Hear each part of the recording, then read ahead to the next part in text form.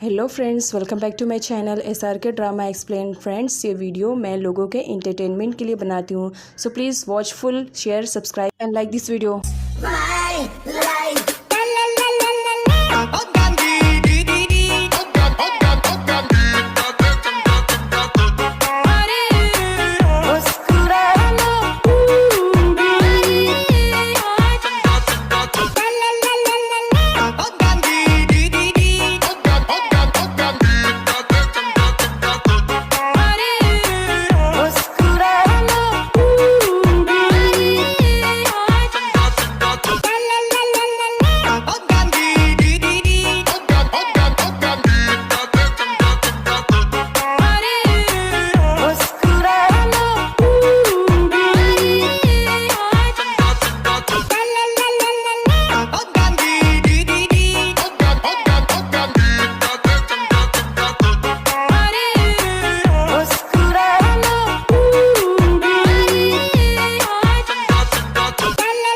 Part में gun को दिखाया जाता है जो कि फाइनली चार्मिंग को ढूंढते हुए एयरपोर्ट पर पहुंच चुका था और चार्मिंग उसके सामने थी।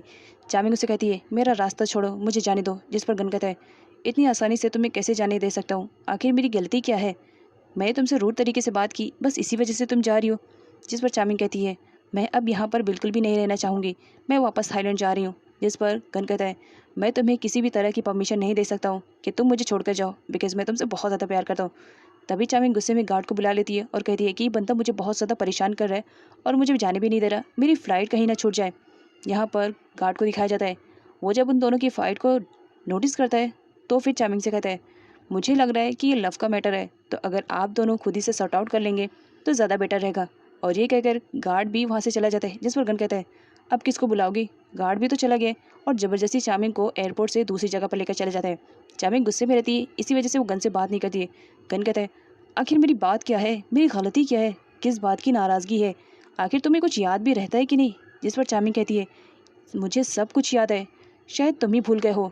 जिस पर गन कहता है, तुम ऐसी बात क्यों कर रही हो? चार्मिंग कहती है, मैं तो हमेशा से तुम्हें याद रखती हूँ, लेकिन तुम ही हो कि पास्ट के बारे में तुम बिल्कुल भी भूल चुके हो। गन, क्या सच में तुम्हें पास्ट के बारे में कुछ भी याद नहीं है कि हम दोनों ने कितने अच्छे टाइम्स को स्पेंड किया था? गन को तो कुछ भी याद नहीं रहता है, इसी वजह से वो काफ़ी हैरान से चार्मिंग से पूछता है, पास्ट के बारे में? क्या तुम्हें मालूम है जब मेरी याददाश्त गई थी तो मेरे साथ क्या हुआ? जिस पर चार्मिंग उसे बता देती है कि जब तुम्हारी याददाश्त गई थी तो तुम मुझे मिले थे, हमारी कंडीशन उस वक्त बहुत ही ज़्यादा ख़राब थी, मैंने तुम्हें संभाला और तुमने मुझसे प्रॉमिस किया था कि तुम मुझे कभी भी नहीं भूलोगे, और तुमने वादा भी किया था कि जब तक मैं ओल्ड हो जाऊंगी तुम तब तक मेरा ख्याल रखोगे, और अपने प्रॉमिस को तुम ज़रा भी याद नहीं रखे।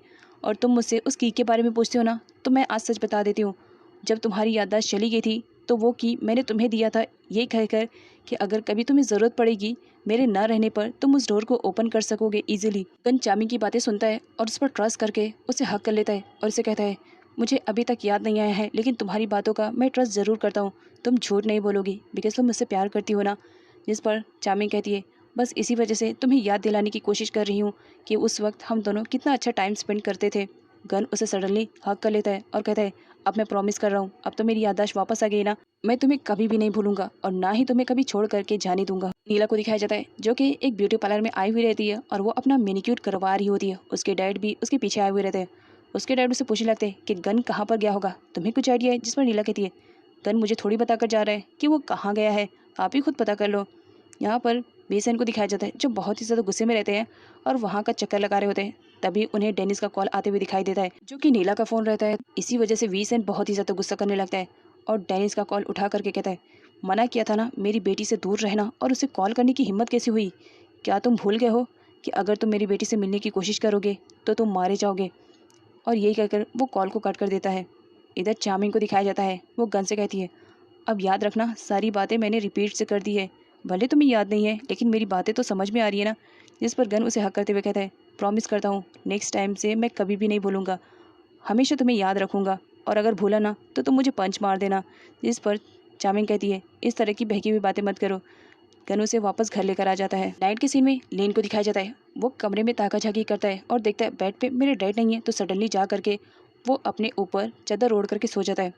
तभी वहाँ पर गन आ जाता है और कहता है, मैंने देख लिया तुम मेरे बिस्तर में क्या कर रहे हो। लेकिन गन से कहता है, डैड काफ़ी टाइम हो गया है, मैं आपके साथ नहीं सोया, मुझे नींद नहीं आ रही है, प्लीज़ मुझे आपके साथ सोने दो ना। गन रेडी हो जाता है। लेकिन यहाँ पर गन से कहता है, डैड, डॉक्टर चार्मिंग कब वापस आएंगी हमारे घर पर? जिस पर गन कहता है बहुत जल्द, और देखना वो तुम्हारी मम्मी बनकर आएंगे। लिन बहुत ही ज़्यादा खुश हो जाता है और वहाँ से चला जाता है। गन को दिखाया जाता है जो कि अपनी बहन लैला की फ़ोटोज़ को देख रहा होता है और उसे याद कर रहा होता है। नेक्स्ट मॉर्निंग चार्मिंग को दिखाया जाता है वो अपने जॉब पर वापस से आ जाती है। डेनिस उसे थैंक्स बोलता है कि फाइनली तुम वापस आ चुकी हो। डेनिस उसे कहता है तुमने जो रिज़ाइनिंग लेटर दिया था वो तो मैंने ऑलरेडी फाड़ दिया था। बताओ क्या गन ने तुम्हें परेशान किया है? अगर ऐसी कोई बात है तो तुम मुझसे शेयर कर सकती हो। मैं उसका बेस्ट फ्रेंड हूँ और अच्छी तरीके से उसे जानता हूँ। उसे लाइन पर मैं लेकर आऊँगा। जिस पर चार्मिंग कहती है ऐसी कोई बात नहीं है। चार्मिंग जब अपने कैबिन में वापस आती है तो अननोन नंबर से उसे कॉल आता है और यहाँ पर मालूम पड़ता है कि वो कॉल तो नीला का है। नीला चार्मिंग से कहती है मुझे अर्जेंट में तुमसे बात करनी है और जितनी जल्दी हो सके मुझे पार्स वाले चर्च में आकर मिलो। और यहाँ पर दिखाया जाता है नीला अपने सेलफ़ोन का यूज़ नहीं कर सकती थी बिकॉज उसका सेलफ़ोन उसके डैड के पास है। इसी वजह से उसने अपने एक मैड का सेलफ़ोन यूज़ किया था। नेक्स्ट सीन में नीला को दिखाया जाता है वो चार्मिंग से मिलने के लिए जब जा रही होती है तो वीज़न उसे रोकते हुए बोलता है तुम कहाँ जा रही हो? बॉस ने मना किया है, अगर तुम कहीं पर जाओगी तो मुझे भी तुम्हारे साथ चलना पड़ेगा। जिस पर नीला कहती है मैं नहीं रोकने वाली हूँ तुम्हें, अगर तुम्हें मेरे साथ चलना है तो तुम चल सकते हो बिकॉज मैं चर्च जा रही हूँ। जिसकी वजह से वी उसे बोलता है कि ठीक है मैं भी तुम्हारे साथ चलूँगा। चार्मिंग कहती है मुझे मालूम ही था तुम मेरे साथ चलने वाले हो, तो पूछने की क्या ज़रूरत है। अब इधर चार्मिंग को दिखाया जाता है जो कि नीला के बताए हुए लोकेशन पर पहुँच चुकी थी। वो आकर चर्च में कुछ टाइम के लिए प्रे करती है। काफ़ी परेशान भी थी कि नीला ने उसे अर्जेंट में क्यों बुलाया। तभी वहाँ पर नीला की एंट्री हो जाती है। चार्मिंग उसे पूछती है कि तुमने मुझे इतने अर्जेंट में यहाँ पर क्यों बुलाया, क्या बात है? जिस पर नीला कहती है मैं तुम्हें यहाँ पर इस वजह से बुलाई हूँ क्योंकि मैं डेनिस को खोना नहीं चाहती हूँ। तुम्हें अच्छी तरीके से मालूम है अगर मैंने गन से शादी नहीं की तो मेरे डैड डेनिस को मार देंगे और साथ में अगर तुम्हें गन के साथ देखेंगे तो तुम्हें भी मार देंगे। और मेरे डैड कोई ऐसे वैसे डैड नहीं है, वो अपने काम के लिए कुछ भी कर सकते हैं। तो इसलिए बेटर रहेगा कि तुम यहाँ से चली जाओ दूर, गन की लाइफ से तुम दूर हो जाओ क्योंकि मैं किसी भी कंडीशन में डेनिस को नहीं खोना चाहती हूँ। मैं उसे बहुत ज़्यादा प्यार करती हूँ। रिक्वेस्ट है प्लीज़ प्लीज़ तुम यहाँ से गन को छोड़ करके कहीं और चली जाओ बिकॉज मैं डेनिस को खोना नहीं चाहती हूँ और ना ही तुम्हें हर्ट होते हुए देखना चाहती हूँ। तो चली जाओ क्योंकि मैं गन से शादी करने वाली हूँ। यही कहकर नीला तो चली जाती है बट चार्मिंग काफ़ी शॉक में रहती है। डेनिस डिप्रेशन में दिखाई दे रहा होता है बिकॉज काफ़ी टाइम से वो नीला से बात नहीं कर पाया था और ना ही उसके डैड नीला से बात करने दे रहे होते। इसी वजह से वो परेशान था। यहाँ पर गन को दिखाया जाता है जो रिलैक्स होकर के बैठा हुआ था। डेनिस कहता है तुम इतने रिलैक्स होकर के कैसे बैठ सकते हो जबकि हमारे पास इतनी बड़ी टेंशन है। गन कहता है मेरे पास आइडिया है, अगर उस आइडिया के थ्रू हमने काम करने स्टार्ट किया तो देखना हम दोनों की लाइफ ज़रूर प्रॉब्लम से बाहर आ जाएगी। क्या कहते हो? डेनिस उससे आइडिया पूछता है, गन उसे आइडिया बताता है। और नेक्स्ट सीन में दिखाया जाता है गन को जो कि चार्मिंग के घर पर आया हुआ रहता है और वो उसके लिए कुकिंग कर रहा होता है। चार्मिंग आती है और उसे कहती है तुम यहाँ पर कब आए? जिस पर डेनिस कहता है जब तुम ऑफिस से आई उससे पहले मैं यहाँ पर आ गया था, तुम्हारे लिए खाना बना रहा था, टेस्ट करो और बताओ कि कैसा है। चार्मिंग टेस्ट करती है और उसे डिलीशियस बताती है। गन कहता है डिलीशियस रहेगा क्यों नहीं, क्योंकि मैंने बनाया है और मुझे अच्छे से कुकिंग करने आती है। उसके बाद वो चार्मिंग के लिए बहुत सारे फूड लेकर जाता है और उसे कहता है खाओ और बताओ कि कैसा है। चार्मिंग उसे खा नहीं रही होती है, इसी वजह से गन परेशान था। वो उसका चेक करने लगता है कि तुम्हें कहीं बुखार तो नहीं है, लेकिन वो नोटिस करता है कि चार्मिंग कुछ भी उसे बताने की मूड में नहीं है बिकॉज चार्मिंग परेशान थी। जब उससे नीला से मिली थी तो नीला ने उसे कहा था कि वो गन से दूर हो जाए। इसी वजह से वो अभी गन की वजह से काफ़ी परेशान थी, लेकिन वो नीला की बातें गन से शेयर नहीं करती है। गन से पूछता है कि कोई बात है तो बता सकती हो। जिस पर चार्मिंग कहती है जब कोई बात ही नहीं है तो मैं कैसे शेयर करूँगी। इधर कलर को दिखाया जाता है जिसके पास लिन की फ़ोटोज़ थी। वो लिन को याद करके काफ़ी स्माइल कर रहा होता है और सोच रहा होता है कि बहुत जल्द मैं अपने बेटे को अपने पास ले लूँगा क्योंकि लाइफ में अब मेरा बेटा ही मेरा सबसे बड़ा टारगेट है और उसे हासिल करना ये मेरा मकसद है। कलर के गार्ड के थ्रू से मालूम पड़ता है कि जैन को होश आ गया है। इसी वजह से वो बिना टाइम वेस्ट किए फटाफट हॉस्पिटल में आता है। यहाँ पर डॉक्टर्स को दिखाया जाता है जो कि जैन का ट्रीटमेंट कर रहे होते हैं और वो बताते हैं कलर को कि इसकी याददाश्त वापस आ गई है, ये बात कर सकती है। कलर बहुत ही ज़्यादा खुश होता है। वो जैन से पूछने की कोशिश करता है कि आखिर वो कौन लोग थे जिन्होंने उसे इतनी बुरी तरीके से मारा है। यहाँ पर जैन को दिखाया जाता है वो उसे कुछ बताने की कोशिश कर रही होती है लेकिन उसके लिप प्रॉपर तौर से मूवमेंट नहीं कर रहे होते। कलर उसे कहता है आराम से बताने की कोशिश करो कि कौन था जिसने तुम्हारी ये हालत की। तुम्हारी तो जान बच गई लेकिन तुम्हारे पार्टनर एरो की जान नहीं बच पाई, वो इसमें मर गया है। जैन को काफ़ी सदमा लगता है कि एरो मर चुका है। इसी वजह से वो अपने लिप को मूवमेंट करने की कोशिश करती है और यहाँ पर वो बता देती है कि उसे इस तरह से मारने वाला कोई और नहीं बल्कि वी सैन है। वी सैन के कहने पर ही वी ने उस पर गोली चलाई थी। अब ये बात जब कलर सुनता है तो बहुत ही ज़्यादा खुश होता है। कलर चार्मिंग के पास कॉल करता है और उसे कहता है मुझे अर्जेंट में तुमसे मिलना है। कितना भी इम्पोर्टेंट काम होगा उसे ड्रॉप करो, बिकॉज मेरे पास जो काम है वो सबसे बड़ा इंपॉर्टेंट है और ये लैला के मर्डर केस के रिलेटेड है। चामिंग जब लैला का नाम सुनती है तो क्लर्क से मिलने के लिए रेडी हो जाती है। क्लर्क उसे कहता है तुम वहीं पर रुको, मैं तुम्हारे हॉस्पिटल के कैंटीन में मिलता हूँ। उसी टाइम हॉस्पिटल में चामिंग से मिलने के लिए गन भी आ जाता है। यहाँ पर उसे मालूम पड़ता है कि चामिंग पेशेंट देखने में बिजी है तो उसे वेट करना पड़ेगा। इधर चामिंग क्लर्क से मिलने के लिए कैंटीन में आ जाती है। क्लर्क उसे आराम से बैठने के लिए कहता है। चामिंग बैठ जाती है और उसे कहती है अब बताओ मुझे कि लैला को मारने वाला कौन है। गन चामिंग का काफ़ी टाइम से वेट कर रहा होता है। डेनिस उसे मिल जाता है। वो डेनिस से कहता है मैं तो यहाँ पर चामिंग से मिलने के लिए आया था, लेकिन चामिंग अभी बिजी है तो चलो हम दोनों कैंटीन में चलते हैं, एटलीस्ट कुछ टाइम के लिए कॉफ़ी इंजॉय कर लेते हैं। जिस पर डेनिस उसके साथ जाने के लिए रेडी हो जाता है। क्लर्क चामिंग से कहता है मुझे तो मालूम पड़ गया है कि मेरी लैला को मारने वाला कौन है, लेकिन मेरे पास उसके खिलाफ कोई भी सबूत नहीं है, इसी वजह से मैं कोई भी एक्शन नहीं ले सकता हूँ। मुझे किसी का वेट करना पड़ेगा, जब तक वो रिकवर नहीं हो जाएगा तब तक के एटलीस्ट हमें वेट करना पड़ेगा। चामिंग उसे पूछने लगती है कि आखिर कौन है जिसकी वजह से वो वेट करने के लिए कहता है। तो क्लर्क उसे बता देता है कि उसका नाम जैन है। क्लर्क को दिखाया जाता है जो लेन के लिए कुछ सामान लेकर आया हुआ रहता है। वो चामिंग से कहता है मैं ये लेन को देना चाहता था, लेकिन अगर गन को मालूम पड़ा कि ये मैंने दिया है तो वो ये सारी चीज़ें लेन तक पहुँचने नहीं देगा, और मैं चाहता हूँ कि मेरे बेटे को ये सारी चीज़ें मिले। जिस पर चामिंग कहती है कि ठीक है, मैं ये सारी चीज़ें लेन को दे दूंगी। तभी कैंटीन में गन की एंट्री हो जाती है और वो देख लेता है कि चामिंग के साथ क्लर्क बैठा हुआ है।